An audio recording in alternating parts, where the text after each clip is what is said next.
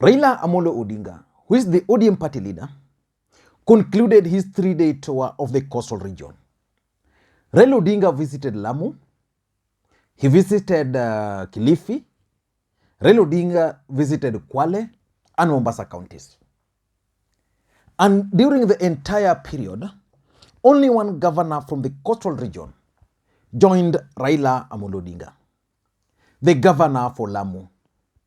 The governor for Lamu was elected on a Jubilee ticket.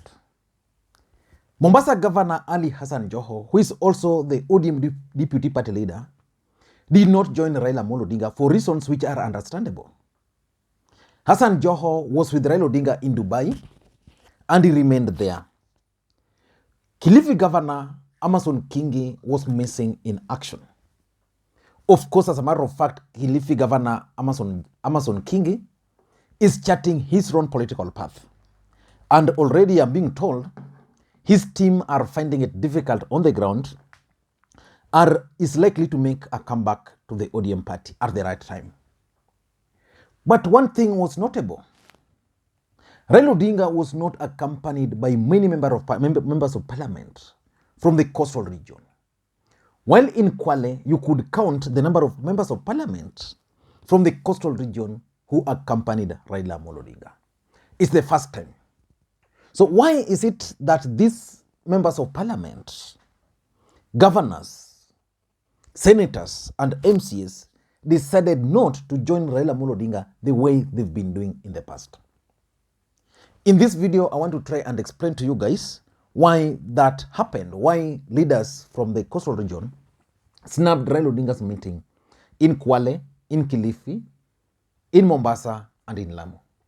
But before we do that, for those who are watching this channel for the first time, please take a second or two, click the subscribe button so that next time we produce a video like this, YouTube will automatically notify you.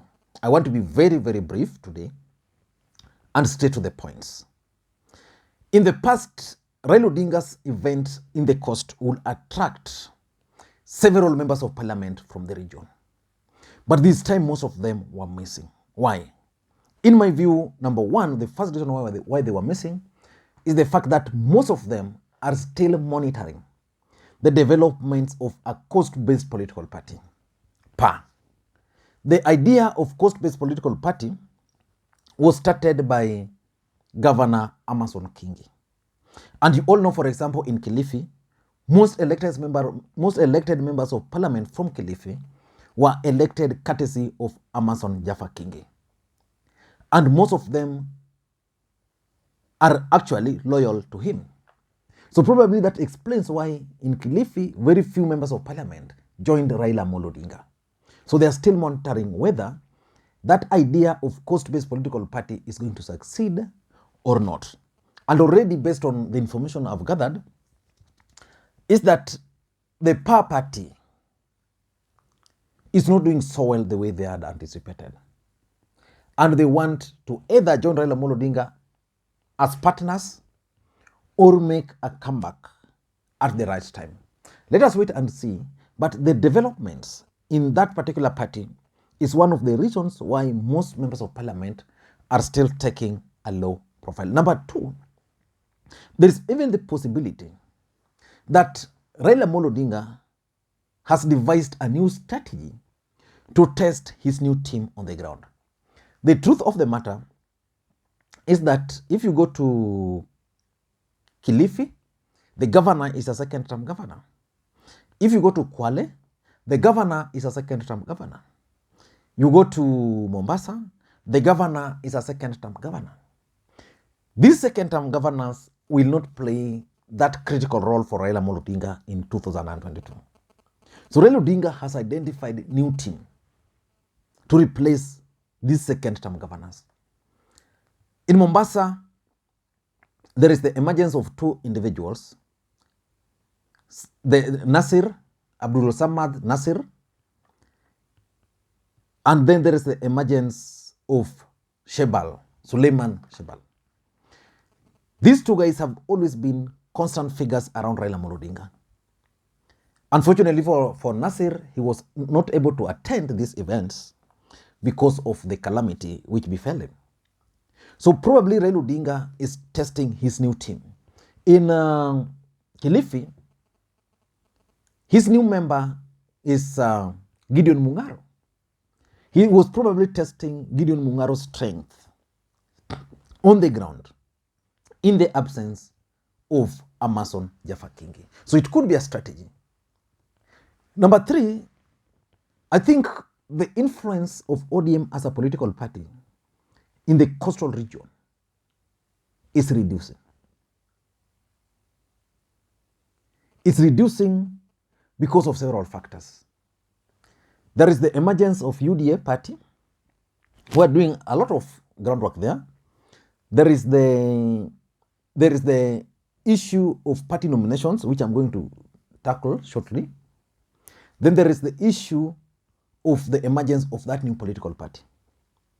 And because politics is about interest, most of these members of parliament are not keen because, you know, most of them were elected on ODM.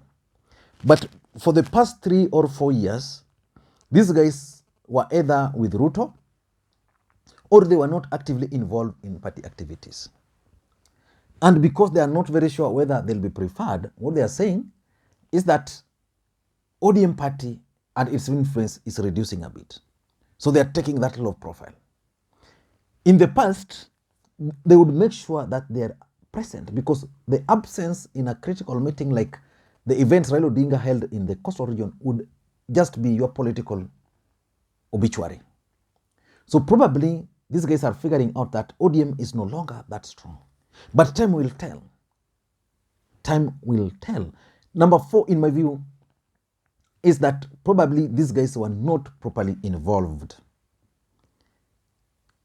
in this particular trip. So if you are not involved properly in a trip, it means very simple thing, that you are going to be sidelined. Let's take the case of Kilifi North, where the member of parliament is already a member of parliament, but with the UDA party. Raila Odinga was in Kilifi North. Very successful rally there. Why do you think that member of parliament did not attend? Probably because he had expected Raila Odinga to reach out to him, or probably because he was not involved. It can apply to other regions. The only person I know is still very undecided is the Kwale governor, Salin Mvurya.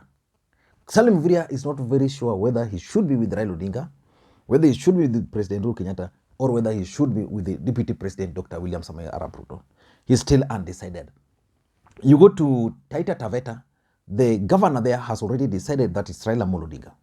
But why he did not accompany Raila Odinga is something which I don't know.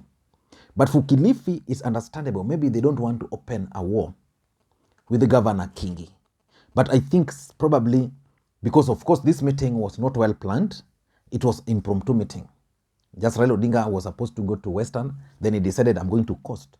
Probably most of them were not involved, and they felt that the right thing would have been for them to be involved. And lastly, which is my greatest fear, is the ODM nominations.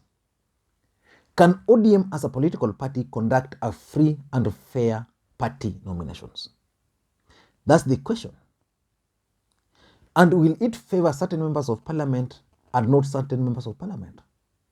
So those are some of the issues on the ground and can explain why most leaders decided to keep off from Raila Odinga's meeting in Mombasa, Kilifi, Kwale, and Lamu. The only good news for Raila Odinga is that there were a record number of aspirants vying for various seats on ODM. That's a signal that the party is still very influential on the ground. When Raila was in Mombasa, how many members of parliament from Mombasa joined him? Was the senator from Mombasa there?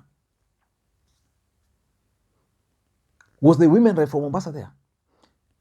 In Likoni, the kind of crowd which welcomed Raila Odinga has never been seen before. But still, the members of parliament from Mombasa were not there. That crowd came because of the aspirants in Likoni, for example. There were several of them. And they did everything to mobilize their supporters to go and receive Raila Odinga. And lastly, I also tend to think that probably most of these leaders are not joining Raila Odinga because they are not sure of their future, whether they will be favored or whether they will not be favored. But in my view, I think most of them are monitoring the developments in PA, which is the political party associated with Amason Kingi. Maybe it's Raila Odinga's strategy to test his new team. People like Mungaro, people like Shabal, can they attract crowds? The influence of the party in the region. Or maybe they were not involved. I'm told in Kwale there's a lot of infighting within the ODM supporters in that region. Almost 3 camps. And they were actually literally fighting when Raila was there. So each camp trying to frustrate the other. This camp saying, okay, because you think you know, things like those. And maybe the fear of the nominations. I don't know what you think. That's my take. And if you're watching this channel for the first time, again, please take a second or two. Click the subscribe button so that next time we produce a video like this, YouTube will automatically notify you. Thank you guys, and please, may you have a good day. Bye-bye.